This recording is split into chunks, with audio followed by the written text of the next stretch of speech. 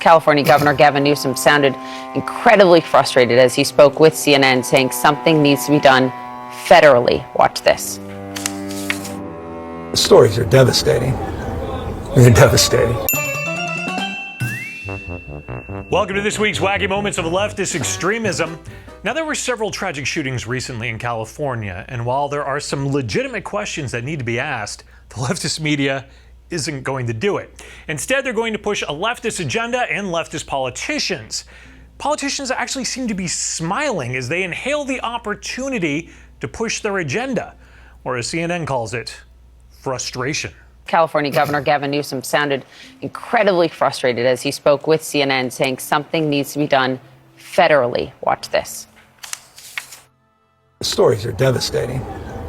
They're devastating.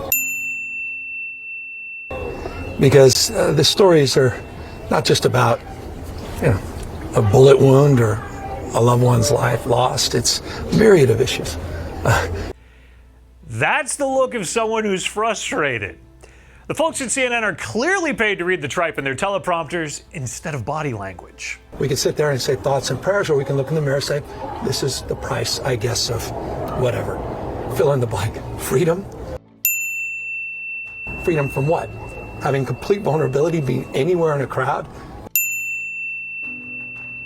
Dancing with a loved one? On New Year's Eve? Wow. Later this hour, we will take a closer look at the mass violence taking place across America in our streets and our communities, as Gavin Newsom said, in a way that just doesn't happen to this level elsewhere in the world. You cannot argue with a man, especially the frustration that he has, and rightly so. CNN has never put facts first, always an agenda first. And he's right. The lawmakers in Washington should take action. Freedom for what? The leftist media is certainly frustrated that they won't be able to dictate what House committees should discuss and stage for televised Democratic agenda pushing. And this week, MSNBC's Andrea Mitchell is still really upset that Democrats Eric Swalwell and Adam Schiff were kicked off the Intelligence Committee.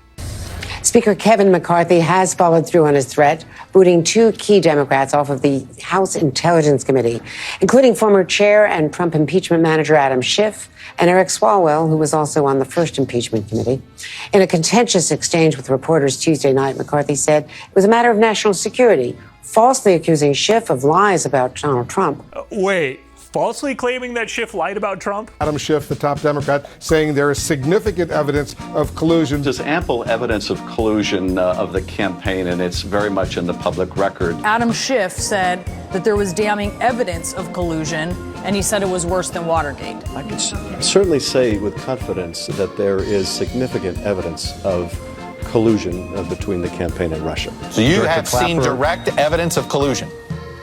I don't want to go into specifics, but I will say that there is evidence. Schiff not only lied about Trump, he and the media have lied endlessly about Biden, especially in regards to Hunter's laptop and emails. Does it surprise you at all that this information Rudy Giuliani is peddling very well could be connected to some sort of Russian government disinformation campaign? Well, we know that this whole smear on Joe Biden comes from the Kremlin. That's been clear for well over a year now, that they've been pushing this false narrative about the vice president and his son. Somebody's been pushing false narratives. No wonder the media wants him on the Intelligence Committee so badly, huh?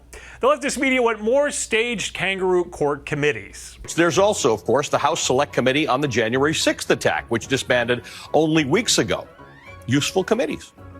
But that era, at least for the time being, is gone. Oh, yes, it's gone. Sham committees are being replaced with ones that focus on actual national security and foreign policy, as well as scientific ethics. Then who are the millions of Americans that are saying, yes, let's spend money on a committee to dig into the origins of COVID? Who are the scores of voters that are saying, I voted for that? I'm sure it's really not her fault. I mean, Stephanie Ruhle probably doesn't know anyone who cares about COVID-19 origins. She probably doesn't have any non-leftists enter her little thought bubble. I mean, she does work at MSNBC. Congressman Schiff, I do want to start with you because in a way, I feel like you in Kevin McCarthy's mind committed the greater crime, which was presiding over the impeachment of Donald Trump. And I can't find any legitimate reason why you would not be on this committee other than that. Can't possibly be for any other reason. The leftist bubble of a world at MSNBC is a place where you need to love and defend Biden, even more than your own spouse. How could this happen? And do you agree having classified documents outside of where they should be is a serious issue? Oh, look at Joe's stare. How dare you question a Biden lackey about Biden's garage full of classified documents? This is MSNBC. But there are obvious possibilities here as to how in the world this could have happened. Are there any that you can share with us? Well, again, I understand you're asking these questions, but we want to be very careful to respect the investigation of the DOJ. How could this happen? And that's the answer that we're stuck on. There's no answer being provided. Well, again, I'm going to stress this again, and I understand that there's a desire for public disclosure of information, that there's a desire for facts to come out. Looks like Mika's bubble may have been pierced a bit. She's realizing that the Biden White House doesn't really want any transparency. But Scarborough just gets more and more annoyed. I mean, I'm not saying that they're intimate friends, but Joe was just celebrating the Biden spokesperson's birthday. And thanks for at my birthday party on national TV with you. Thank you very much. Exactly. Well, Mika wanted, instead of giving you 34 candles, she wanted to ask the same question 34 times. How did it happen? How did it happen? How did it happen? How? Mock your wife for asking questions. Defend Biden a little more passionately there, Joe. Now, I'm guessing somebody slept on the living room couch that night with that look. Somebody who definitely cuddles up close to Biden bias at night is Chris Hayes. Forget about the recession and the rampant crippling inflation that soared to 40-year highs. Biden's economy is totally awesome. If you've been watching the news over the past few weeks, you might get the sense the U.S. is hemorrhaging jobs as high-profile companies from Amazon to Meta to Goldman Sachs and IBM lay off thousands of workers. It has been brutal for the tens of thousands of people affected, including some people here inside NBC Universal. But one of the constants of the Biden economy is that there's a weird, persistent gap between the media's coverage of the economy, which is almost always everything's terrible, and what the data show about its actual state. Yeah, he's all excited about Thursday's GDP report, which showed the economy grew by an anemic 2.9%.